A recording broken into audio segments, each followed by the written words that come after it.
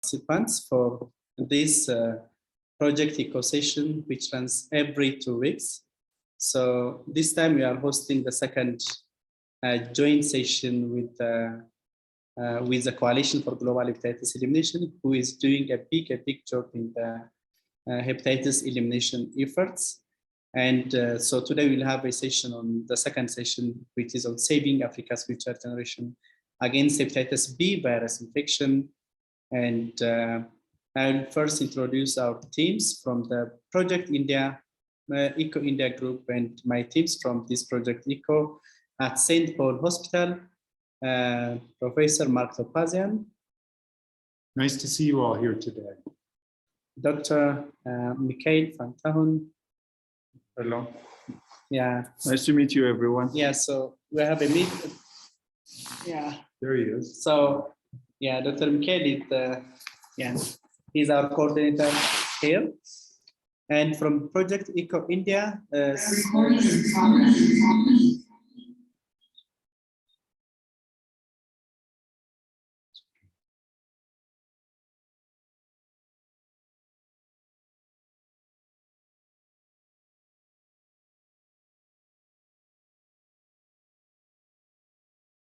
Haile, I believe you've gone mute.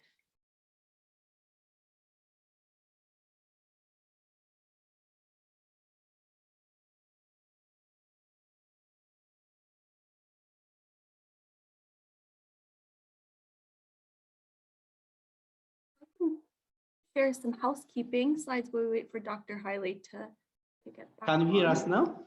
Yes. Can you hear us now?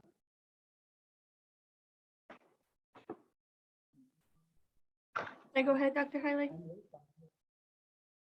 You're still a little muted, a little difficult to hear. Welcome, everybody. As Dr. Haile said, I'll just give a few brief housekeeping updates to get us going. To start off, we do have French and English interpretation today. So to select a language, please just use the world icon at the bottom of your Zoom navigation. There will be one presentation in French. So even if you're an English speaker, we encourage you to select the interpretation English option. A few Zoom etiquette reminders on how to rename. Please include your full name, your institution, your location, and then if you have others in your room, also the number of extra participants. You can do this by clicking on the 3 dots next to your name in the participant list or next to your video square in the full gallery view. And just a few other quick reminders. We have mute and the chat function that you may use. Please remain on mute when not speaking, since this is a meeting and not a webinar. And if you do speak up during the Q&A session, please introduce yourself by giving your name, your designation, and then please proceed with your question or comment and then remute yourself at the end.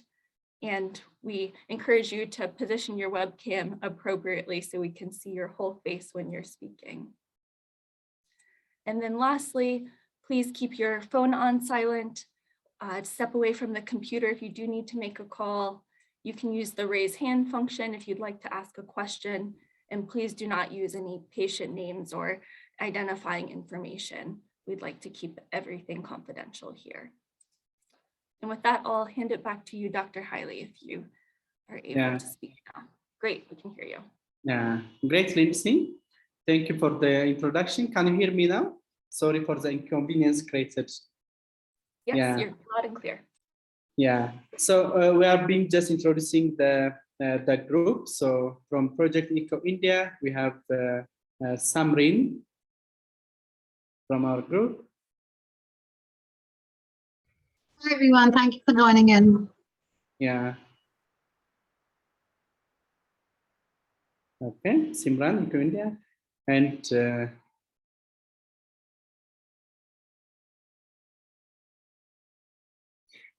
okay. So let me go with Soham from IT support, Eco India. Yes. Hi everyone. I'll be providing IT support to this session today, and I'm basically from New Delhi, Echo, India, working as an associate manager in the IT team and leading the IT team as well. Thank you. Thank you. Thank you. Ramiz can show. Yes, hello everyone.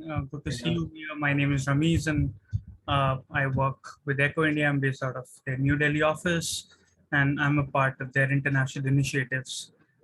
Thank you. Thank you. Thanks so much. I just want to hand over to Henry so that he can introduce the team for now.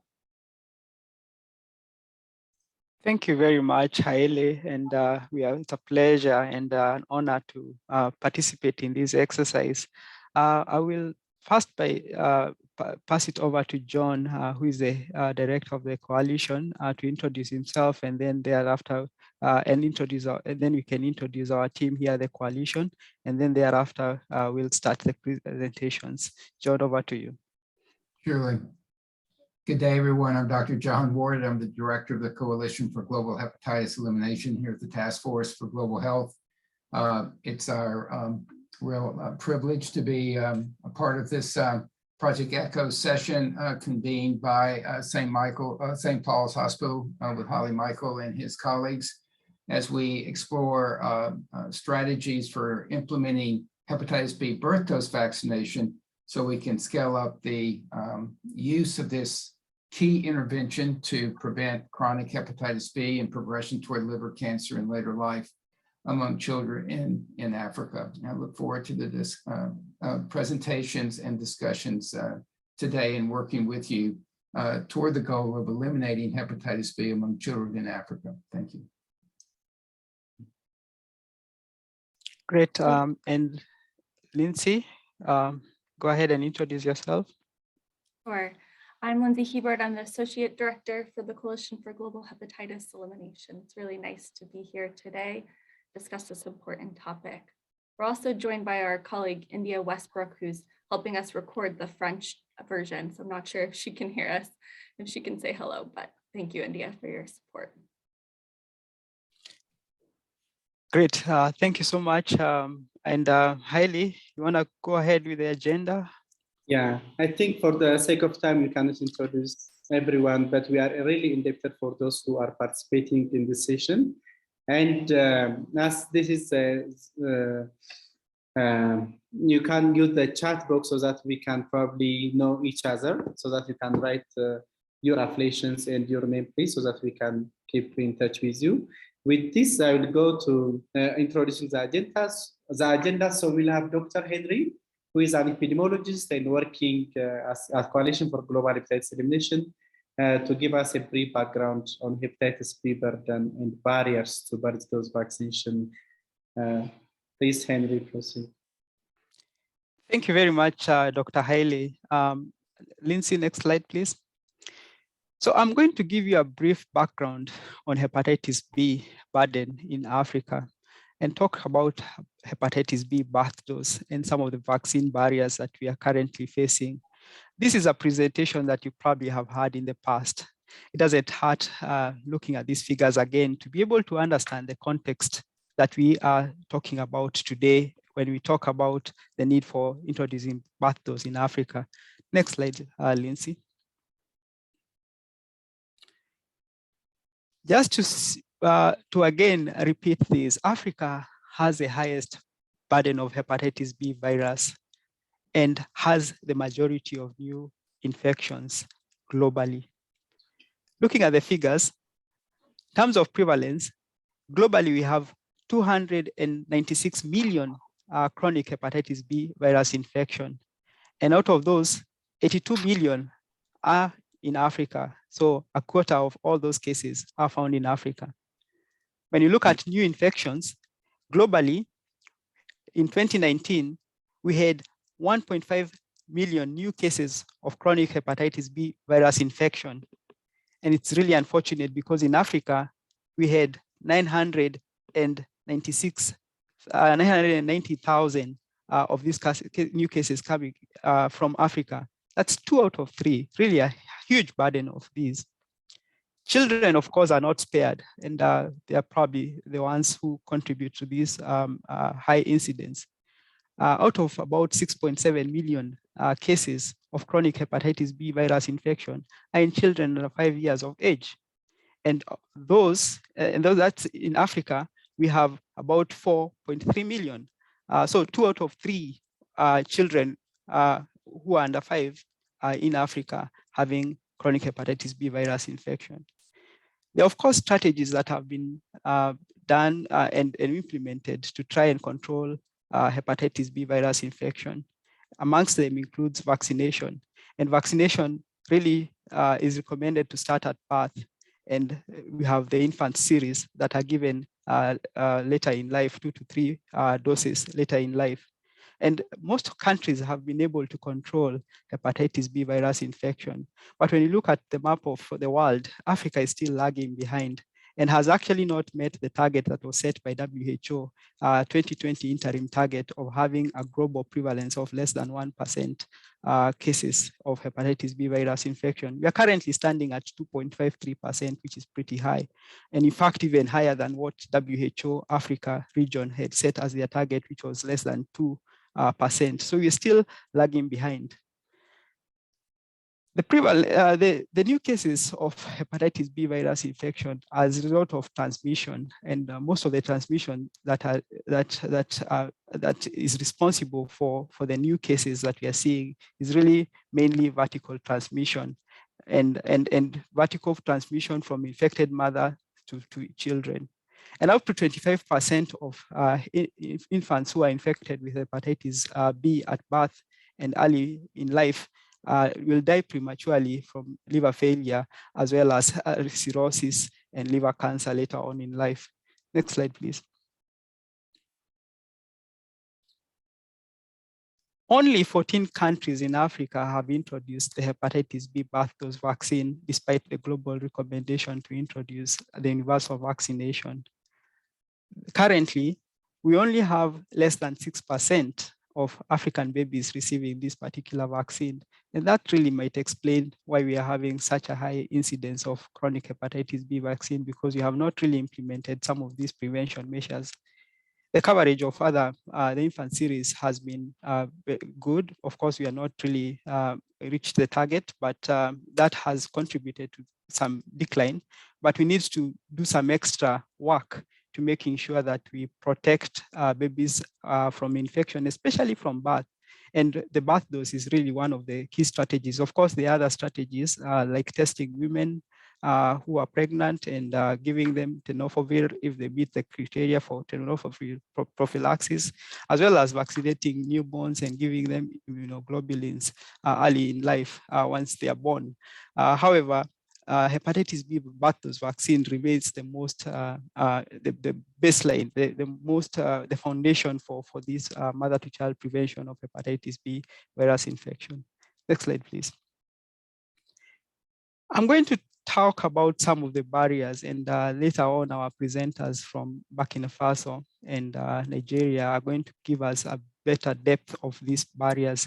So in this couple of slides, I just want to highlight some of the barriers that you've been able to highlight when it comes to issues related to acceptance of hepatitis B birth dose vaccine, especially in countries where they have some bit of experience with the birth dose. And this is really not very comprehensive. Of course, there are other barriers that are beyond what our talk is going to focus on. So our talk is going to focus on mainly awareness, especially amongst pregnant women. We are going to talk about the healthcare workers, as well as the health facilities and the system that makes it more difficult for people to get this timely vaccine. When it comes to pregnant women, there are studies that have been conducted in Africa that have showed that there is really low awareness of hepatitis B virus infection as a disease. There are people who don't know about the disease. They know about some of the symptoms, but they really do not know about the disease. And they don't know about strategies. Of course, if you don't know about the disease, then you are likely to not know about the strategies of preventing that. And of course, birth dose, knowledge about the birth dose is really not there. And that really has led to the decrease in demand for the vaccine. Next slide, please. Studies too have showed some substantial gaps when it comes to healthcare worker knowledge. The people who are supposed to encourage patients to take up this vaccine, the people who are seeing the mothers when they present to the antenatal clinics when they are pregnant, the people who are supposed to let them know about some of these prevention strategies, some of them don't know about this vaccine. And one of the main gaps that we've been able to see from studies is that there's some bit of challenge when it comes to them understanding the essence of a timely birth dose vaccine. Of course, studies have showed that the vaccine is most effective when it's given within 24 hours of birth. Once you give it later, the efficacy, the effectiveness decreases, and during that time, then the mother, if the mother was infected, the chances of the baby getting infected from that mode of transmission will be higher. There are also misconceptions about some of the contraindications about birth dose vaccine, and some healthcare workers withhold giving the vaccine because the baby is of low birth weight, or if the baby has HIV, they withhold giving this particular vaccine because of some of these conditions, really, which are not concerns that should prevent healthcare workers from giving the vaccine. There is also the issue of storage of the vaccine. The vaccine being stored in frozen, in freezing temperatures, and that actually destroys the efficacy of that particular vaccine. The quality of that vaccine diminishes, and it's good that we train healthcare workers about some of these issues around the vaccine. Next slide, please. There are also health system barriers that have been identified. The vaccine is usually should be accessible to the healthcare workers who are helping with the birthing process, the midwives or the nurses who are attending to the baby once the baby is born. Unfortunately, most of our facilities, the vaccination program is separate from the labor and delivery units, and therefore access to the vaccine at point of need, if a child is born at night, when the vaccination program staff are not around, they don't have that vaccine. And this is because of even poor collaboration between the maternal child health and EPI programs. They're not working together as a unit, and therefore there are gaps and breakdown in communication. There's also an issue around vaccine stock management, not being able to predict well, and we run out of stock, and when the babies are born, then the vaccine is not there. And also lack of clear guidelines that should enable healthcare workers, if you rotate around different units and come to these newborn units, there are no guidelines to inform the new incoming healthcare workers about what is expected of them once they join the maternity unit. And we need to have some very clear guidelines to make sure that healthcare workers are aware of them. So the next couple of presentations are going to come from people who have had some experience on administering the vaccine, and they will talk about their experiences in terms of these challenges, and you're going to learn from them. So our next presenter is going to be Dr. Alice. Dr. Alice Guigane, she is from Burkina Faso, and they have had some pilot studies trying to look at hepatitis B implementation. And we are going to learn from Dr. Alice, who is also a hepatogastroenterologist at the Center Hospital University di Bagodogo, and she's going to tell us more about her experiences. She has a lot of experience too teaching. She has been teaching hepatogastroenterology in Burkina Faso. And so let me welcome Dr. Alice to be able to present the next presentation.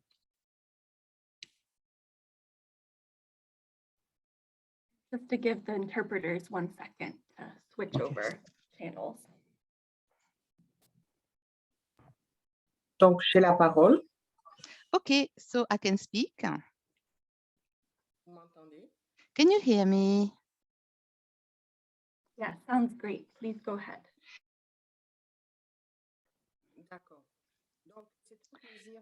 Therefore, I am delighted to be among you to talk about a very important topic. Thank you for the organizers.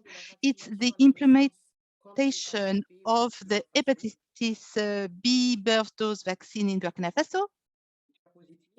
Next slide, please. Next slide, yeah.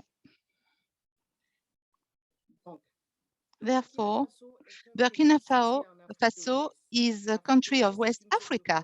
West African is a zone of high prevalence of the HBV. And according to a national study of more than 10 years, and it's the only study we have a prevalence of population of 9.1% and for women of 7.8%. For the pregnant women, according to our studies, we have parcel information, but in 2014, we know that the prevalence on pregnant women is 9.2%. It's very, very high.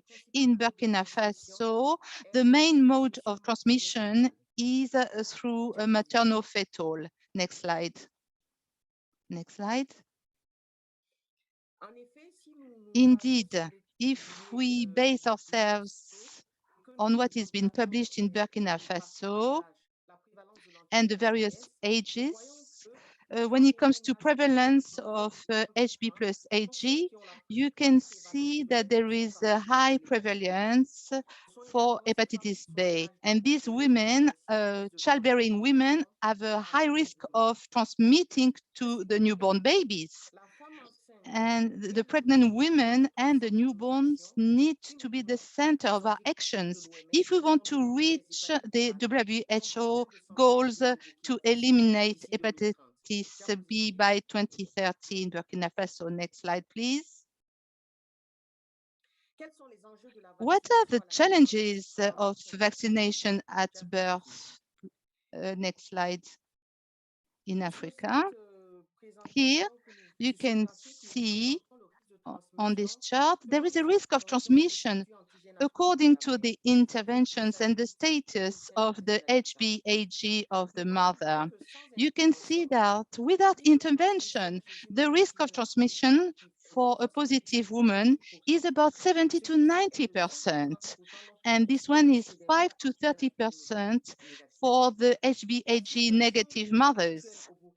The situation in March 2022 in Burkina Faso is the second column, where it's been administered of 3 doses with the EPI program, so without the birth dose. And you can see that there is a nice reduction here. For the birth dose, when it's given, it improves this risk of transmission for the HbAg+, which will become 10 to 30%. Next slide, please. Next slide, please. However, the birth dose, when it's offered for us, will the mothers accept vaccination for newborn babies? Next slide. For our experience in Burkina Faso, in the EPI program, we have some dose at 8 weeks of life, 2 months, 3 months, and 4 months of life. This situation gives to the newborns a risk of complication, especially when they are born from an infected mother. The challenge in Burkina Faso of the EPI is that to administrate this dose from birth in order to improve the care of these pregnant women. The efficacy is found when the serum, you can find of antibody superior to 10 U per liter, but the earlier the injection is made, better the efficacy. Next slide, please. Next slide. Thank you. In the lack of introduction of vaccine in the EPI, So pediatric doctors have offered this vaccination program at birth. Children can receive, well, it always depends on the status of mothers, this vaccination of IM. It depends where you are, so whether they are available or not. But however, in Burkina Faso, before the introduction of vaccine at birth, it's a vaccination intramuscular when the mother is positive, and it's the dose that will depend on the status of the infected mother. It's offered at birth, at 1 month, and then at 2 months with the 3 successive doses. Next slide, please.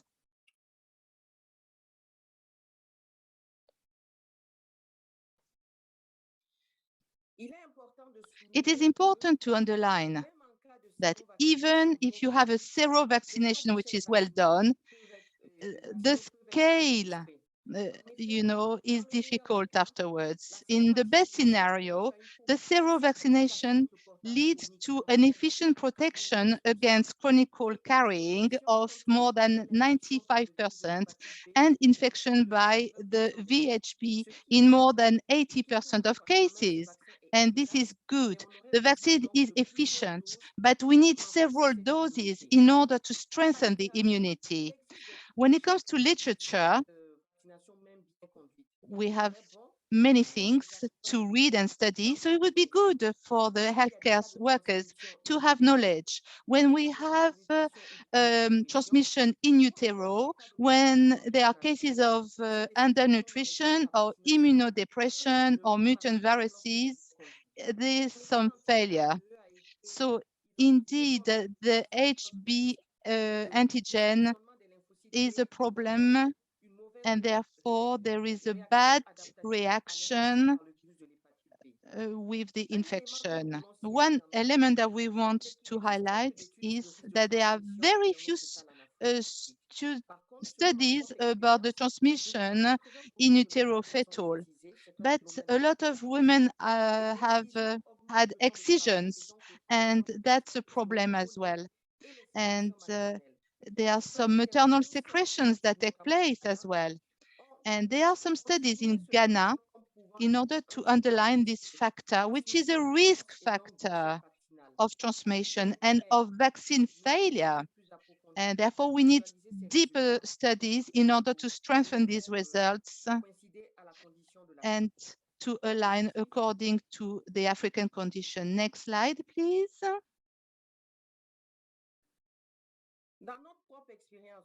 From our experience, we led a study on the ground in 2014 to give awareness to women for vaccination, to really encourage vaccination from birth within 24 hours. The parents had to buy the vaccination and they would give it to the healthcare workers. Initially, we had 60 newborns, and within 24 hours, it was possible within 98% of cases to give the 3 doses of the EPI. It was possible in 98.3%. This was very reassuring. There was a great collaboration from the healthcare workers, from the mother, for the vaccination of newborns in our context. Next slide, please. Therefore, we carried on this study. And in 2017, we had about 1,000 infected hepatitis B women, and there were about 600 births. Out of 600 births, vaccination was possible within 24 hours of life, and therefore it was possible to have a certain percentage. When we wanted to know about the efficacy of vaccination, we had a success. About the antibody was higher than a certain percentage, but there was some failure. They were the preliminary results on the ground, and we want to publish more of this. About transmission, it was about 2%.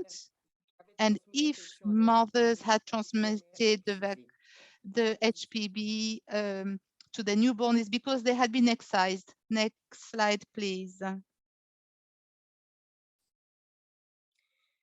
Concernant la connaissance des agents de santé sur l'hépatite B et la birth dose, diapositive, nous avons, dans notre expérience, nous avons réalisé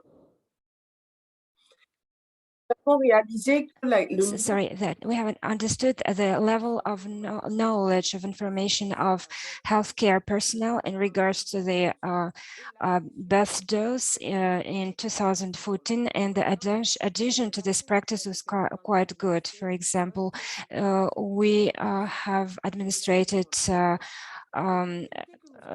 vaccines at the level of 98.7%. The difficulties in Burkina Faso was that the strategy was mostly for children at risk, but this screening was not sufficient for to have a good effect on field for this strategy. We also had some retour from our healthcare personnel, and we also didn't have some national recommendations were received much later in comparison to 2014. We received in 2018. Also, we don't have enough conservation possibilities to conserve this vaccine. We also had to explain to parents so that they can administer the vaccine to within 24 hours after the birth. Next slide, please.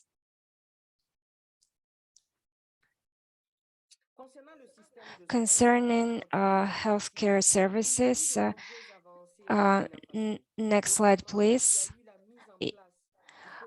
We had our national program in 2018, which could take into account the birth dose much quicker, and we also prepared in 2019 the protocols in the country, and also the number of assisted deliveries was at 77.2% in 2020. We also introduced this birth dose in Burkina Faso, and we also introduced a program of triple elimination. Next slide, of HIV, syphilis. The advances are concrete, but on start, the beginning of the activities is for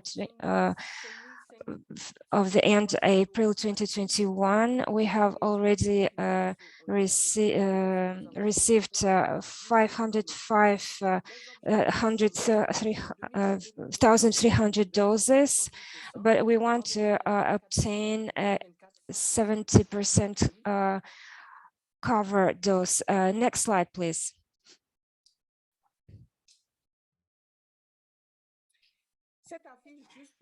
Here to show you that we did the birth dose. Next slide, please.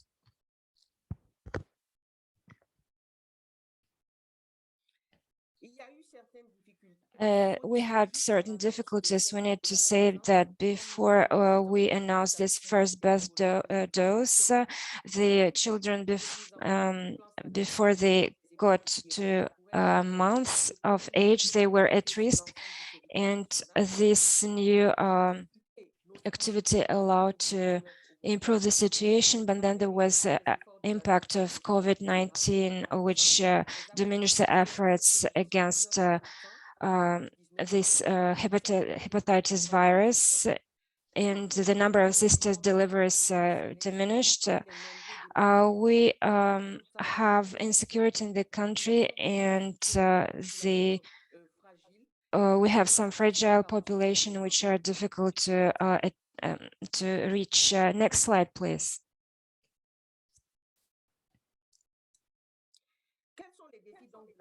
Which are the challenges of vaccination? Next slide, please. The most difficult is to introduce this dose within 24 hours as early as possible. We need to train and sensibilize the personnel. We have the delivery rooms with vaccines. We have a program which provides refrigerators, also glaciers for the vaccines to introduce them into the delivery cell rooms. We also need to take into the consideration children which would be born in the private clinics. Next slide, please.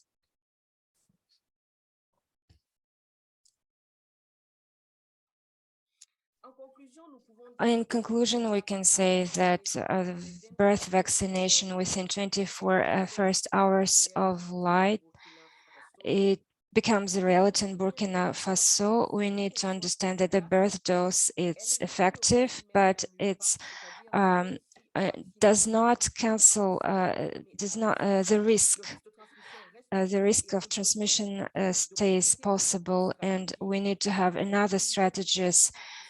There are, of course, possibilities of failure for a certain kind of population, and we need in Burkina Faso to to implement the program of triple elimination, and also if fight against viral hepatitis. Thank you for your attention. And the next slide, please. I have finished. Great. Thank you. Thank you very much, Dr. Alice, for that excellent and very insightful presentation, giving us your experiences from Burkina Faso. I think we have a lot to learn from your experience, and this presentation is a testament to that.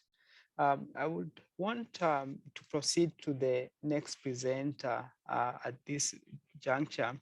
And then we'll have a session where we'll open it up for discussion, and we'll ask and encourage any participants, if you have any questions, please go to the chat box and write your question there.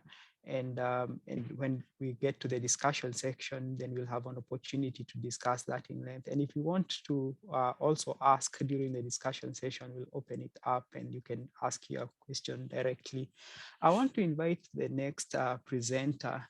The next presenter is Dr. Uchechukwu Joel Okenwa.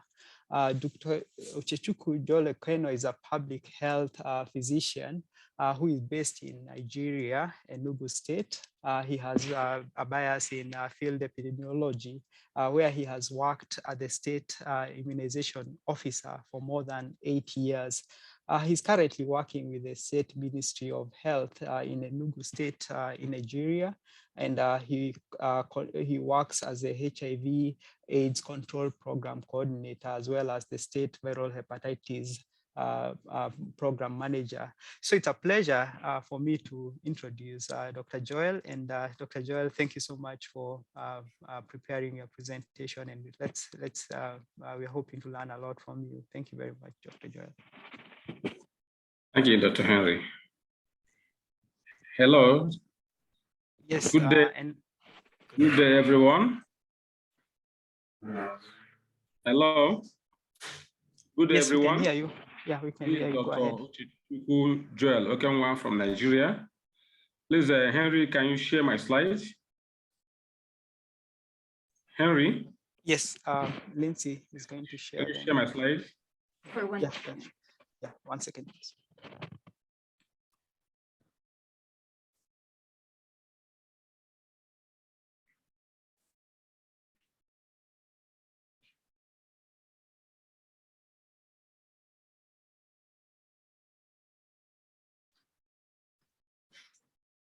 Yeah, thank you. Thank you, Henry, and the team. I'm going to talk on hepatitis B bed dose vaccine implementation in Enugu State, Nigeria. Next slide. Next slide, please.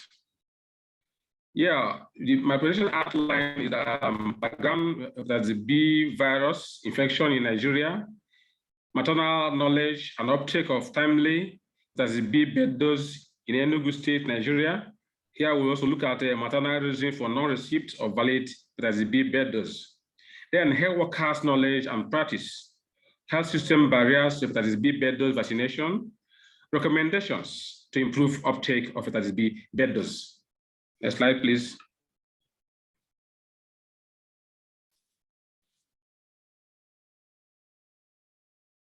Yeah, hepatitis B bed dose infection, hepatitis B infection in Nigeria, the prevalence of that in Nigeria is 8.1%, which means about 19 million Nigerians are actually infected with hepatitis B. This amounts to 23.5% of those living with hepatitis B in Africa. Just like Henry said, that the burden of hepatitis B is actually more in Africa than any other continent. The hepatitis B bed dose was introduced in Nigeria in 2004. In the same year, the National Policy for the Control of Viral Hepatitis in Nigeria recommends that all newborns be given monovalent hepatitis B vaccine bed dose free of charge. And the Federal Ministry of Health, Nigeria, through the National Primary Healthcare Development Agency, recommend that all infants should receive the first dose of hepatitis B vaccine as soon as possible after birth and up to 2 weeks. That 2 weeks is actually noted very well. Next slide.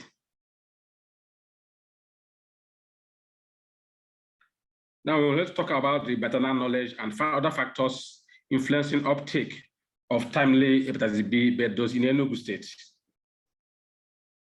Next slide.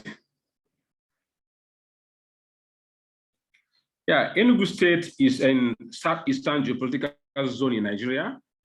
Total population of about 5 million, projected from 2006 population census. It has a 17 LGA, which consists of about mainly 5 urban and 2 rural government areas. The state is divided into 3 senatorial districts, namely Enugu North, Enugu East, and Enugu West. The state has 612 health facilities offering routine immunization. And the average number of immunization sessions is once per week per facility. Next slide. We conducted a hospital-based cross-sectional survey among 344 mother infant attendees of routine immunization clinics selected by multi-state sampling technique in Enugu State, Nigeria. We collected data on socio-demographic characteristics, delivery history, maternal knowledge, infant receipt of valid hepatitis B bed dose, and maternal reasons for receipt or non-receipt of timely hepatitis B bed dose. Actually, only infants who received first hepatitis B dose within 24 hours of birth were considered to have received valid or timely bed dose of hepatitis B. Next slide.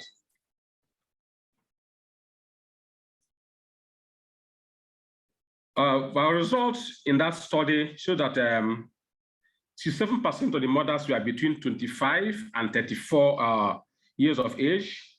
96 of them were currently married, and 30% actually had tertiary education. Next slide. Then we want to talk about the place of delivery. In case of place of delivery, almost these 3 charts are talking about the place of delivery. Almost all, that's about 95% of all the mothers or all the respondents delivered in health facilities. And more than half actually delivered in private facilities, which means less were delivered in the public health facilities. And then almost 2/3 of these deliveries were done in facilities where immunization centers, where immunization actually happen. Next slide.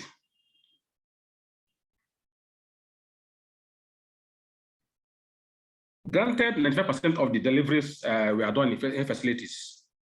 We found out that only a quarter have timely hepatitis B bed dose.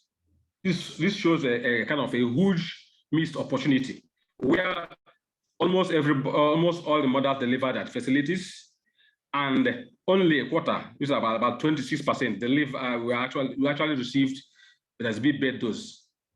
Next slide. Then we try to find out the reasons why some mothers or why there were non-receipt of timely hepatitis B bed dose, and the absence of hepatitis B at the place of delivery, like the wards, the labor rooms, were the major reasons where of these children not receiving hepatitis B bed dose, because these vaccines were actually located at the MPI units. Another reason is given is that the child is not delivered at the designated day or at the particular day that they are supposed to have immunization. For example, you are supposed to have immunization on Tuesday of the week, and the child is delivered on a Monday.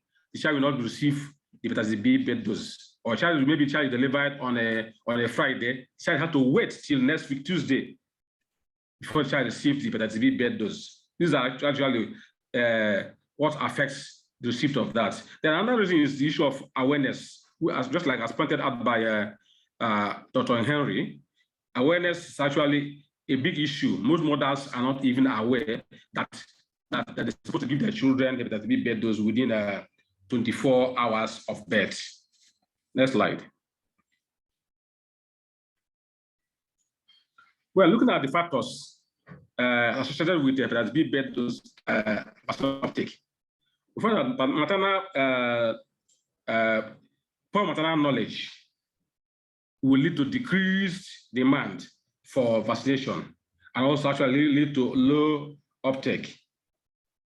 As we can see that the overall knowledge of these mothers, good knowledge, we are just 31%, which means almost 69% of them don't have good knowledge of hepatitis B bed dose, where only 2.6 were new the vaccine schedule.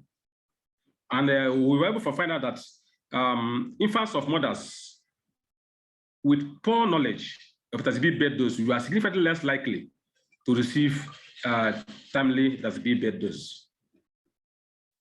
Next slide. Next slide, please. Then we also found that infants delivered at places where, as infant, even though there is low delivery at public facilities, infants delivered at public facilities were 2 times more likely to receive valid hepatitis B bed dose than those delivered at private facilities. Granted, most of them were delivered at facilities, but those delivered at public facilities were 2 times more likely to receive the timely bed dose. And this uptake is seen in public facilities compared to private facilities, maybe because of availability of the vaccines, trust on the source, because they trust that anyone that is provided by the government is from a good source. Then talking about the storage of the and potency of the vaccines, and the dimension at the public facilities are free all the time. We also found that infants delivered at places where immunization services delivery was being conducted, we are 6 times, up to 7 times more likely to receive valid hepatitis B bed dose. This was actually seen in our study because though delivered at places where there is no immunization services going on, they have to battle with the logistics to go to where they do immunization and other things. Even the issue of distance knowledge and other logistics. Next slide.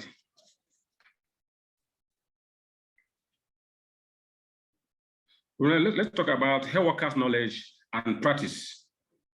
Next slide.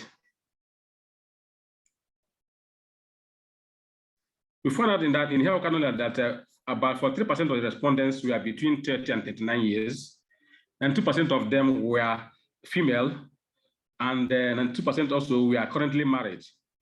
Most of them were community health extension workers, and 7% were working in primary healthcare centers, and we are actually working in rural communities. Next slide. Next slide, please. Next slide. I talked about this. Now, health workers' knowledge on hepatitis B vaccine. 86% of health workers knew the correct reason for first dose. But however, there are varied knowledge on hepatitis B timing. As you can see, 59% of them actually knew or believed that it should be given within 48 hours, within 14 days. This was because of the schedule in Nigeria, where they said you should immunize the child at birth and up to 14 days of birth, up to 14 days. So these workers have emphasized more on the issue of 14 days. They don't emphasize on birth dose. Hence, most of the mothers don't give their children these vaccines within 24 hours of birth. Next slide. Next slide, please. And only 42% knew the number of doses for complete hepatitis B vaccine service. We know that the health workers are supposed to be the ones to educate the mothers and the public about the issue of hepatitis B birth dose and reasons for giving it. Yet they don't have much knowledge. Even the multi-dose vial policy, which should be able to let them know that the vaccines can be used, can be reused even when opened. Most of them, only 21% knew the application of correct application of a multi-dose vaccine policy. Next slide.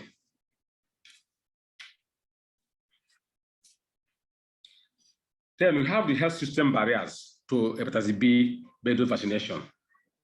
Next slide. Next slide, please. Majority have 70% of vaccines, of ROI vaccines took place once in a week, which means, and they work only in working days, which means a child that is born within on a weekend, on a public holiday, might not be able to receive hepatitis B dose. And even at that, since it's given only majorly once in a week, even some give once in a month.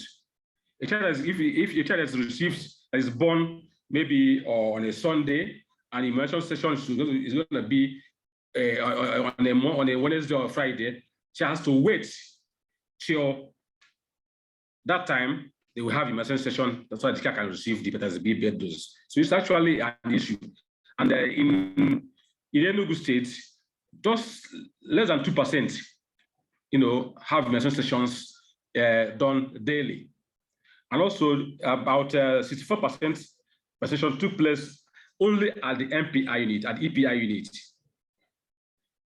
Very few took place at delivery, just less than about 3% took place at delivery point, and 34% took place at the postnatal unit. So when a child is born and the child is born in a center, the child has to be taken to an MPI unit for the child to receive hepatitis B dose. Next slide. In conclusion, we were able to find out that mothers who brought infants to immunization clinics in Enugu State had poor knowledge of hepatitis B infection and vaccination. We have low uptake of timely hepatitis B dose, lack of the vaccines at labor rooms. We found out the limits uptake. And on the determinants of timely hepatitis B dose are mother's knowledge, vaccine access, and availability. Then poor healthcare worker knowledge, hepatitis B timeliness. Next slide. we therefore recommend that pregnant women should be educated on a timely hepatitis B birth dose. And also we recommend that there should be integration of immunization services with maternal health, just like as Dr. Henry said in his opening remarks. Then hepatitis B birth dose vaccine, as suggested by the mothers, will need to be pre-positioned at the labor rooms and postnatal wards at all facilities, including private, that conduct delivery. And also we need to train healthcare workers very well on the importance of timely hepatitis B birth dose. Because if they know the timely hepatitis B birth dose, they will be able to educate the mothers during ANC. They'll be able to tell them the right thing to do, and they should be able to also do the right thing in their practice. Thank you for listening. Thank you. Thank you very much, Dr. Joel, for that good presentation and sharing your experiences in Enugu State. We are going to now open up this for discussion, and looking at the charts, I've seen there's one question from Arafat, who is asking about is asking Alice about how they approached sensitizing pregnant women.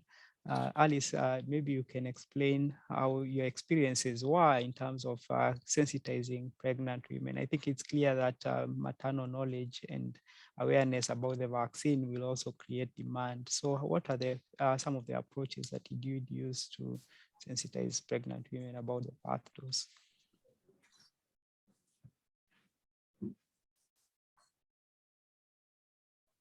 Oui, je remercie pour la question. Thank you for your question. In reality, it was my PhD work, and the women were received during the specialized consultation. And we also had a 20 minutes interview with them, which allowed them to understand the importance of this vaccine, and at the same time, the importance of intrafamilial screening and specialized doctors received those women, and that is why we've obtained that results. We don't have full-scale results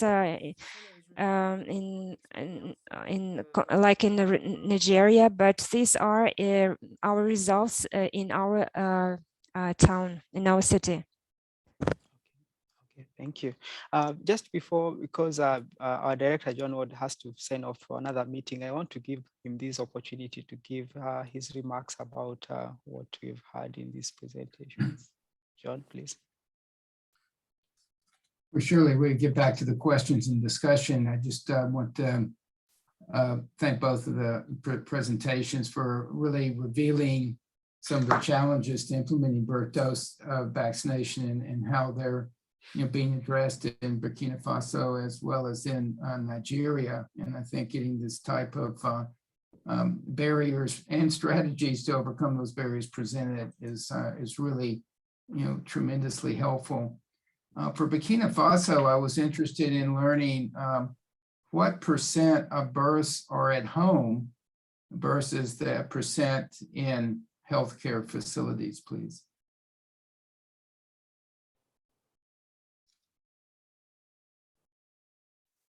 D'accord, merci pour la question. Thank you for your question.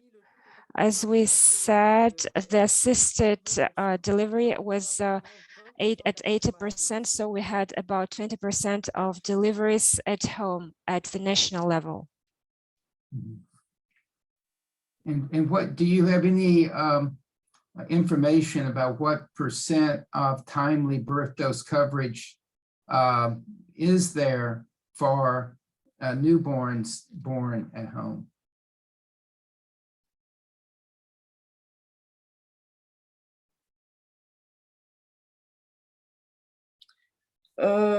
Je n'ai pas le chiffre en tête. Il y a un projet. I don't have a figure. I know that a project was realized recently, which is called NeoVac, to find out this about this home deliveries. But in general, there has been very few deliveries at home, but I cannot give you a figure right now. And the at birth vaccine cover, I cannot give you the figure either. Okay. Thank you. I'm interested in the future to learn more about the family testing that happens in addition to vaccinating the infant when the mother is known to be hepatitis B virus infected. I look forward to following up with that. Justement, d'accord. Concernant le dépistage familial, Well, about the family screening, this will be under a publication that will be in the WHO bulletin in April. We started a pilot study for a very efficient strategy which enabled to screen about 50% of members of the family. And the positive cases were about 12%. So we want to expand this strategy to other regions after this pilot study, which gave very good results. Excellent. Look forward to seeing, learning more about that program. Thank you so much. merci. Thank you. Thank you. Thank you. Thank you so much, John, and for those questions, and Alice for sharing that information. Just a few quick questions, especially to Joel. I know, Joel, you mentioned that there are some facilities that have the vaccine administered within the vaccine is administered at the birthing centers. A few of those particular facilities do that. And I'm wondering whether you have forums where other facilities can learn from the experiences of these facilities so that they can see whether they can be able to change. Do you have such kind of forums to kind of share some good practices to encourage others? And do you have any experience around that? Okay. Thank you, Henry. Yeah, we have fora. Well, the issue is the people want to, let's say, create their own niche. Everybody want to be this is mine. You know, they don't want to, but we are working towards that direction. However, after our study, the CDC, US CDC, in collaboration with AFNET, they came into Enugu. They're actually doing an implementation research on those findings, which they are now put in place some interventions, which includes the training, the issue of having review meetings, peer review meetings, and also pre-positioning these vaccines in some centers. So the study is on now. It was actually based on the study we already had, the baseline study we had. So I'm sure by the time the interventions and the research has finished, I think we'll be able to, and it is disseminated, be able to have a more robust cooperation between the maternal and child health and immunization sections. That's actually the major issue. They want to create a niche. They said, I'm for MPI, don't touch my vaccines. Thank you. Thank you, Joel. I think there's also a follow-up question around educating pregnant women during the antenatal clinic visits. Do you have any experience with that you can share with us? Mm-hmm. Yes, in terms of educating the mothers, especially during ANC, because of the poor knowledge of even the health workers, they don't pass across the main reason, and you can't give what you don't have, and most of them believe because of the issue of 14 days, they sit at birth and up to 14 days. So they lay emphasis on the 14 days, not on the birth dose per se. So they can say it can be given even at 1 week, without knowing that the potency of the vaccine reduces between the time of giving and the time of delivery. So what will possibly after that's implementation research, that there are trainings going on, both for the mothers and for the health workers, to be able to have more knowledge. And then with their knowledge, they can also educate the mothers on the importance and the reasons for giving these vaccines within 24 hours of birth. Thank you. I know you're running short of time, but just in case someone has a very burning point to put across, maybe we can have this particular moment to do that.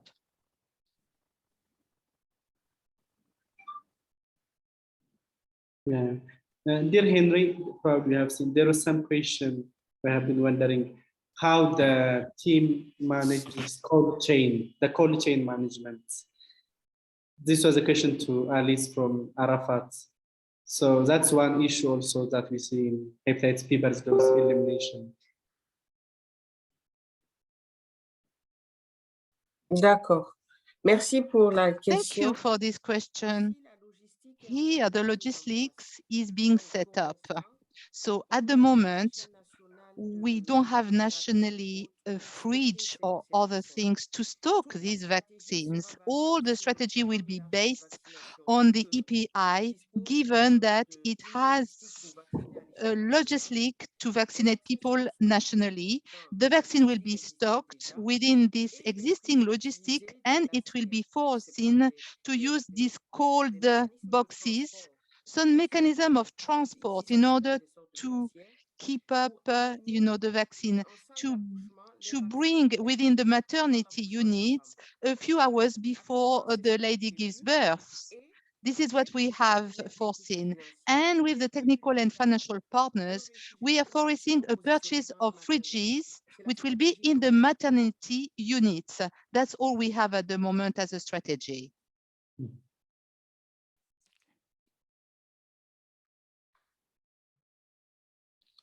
There's another question that has come up. How do they manage the API team and MCH team in Burkina Faso? How do you interact with those two teams and make sure that they are working together? Je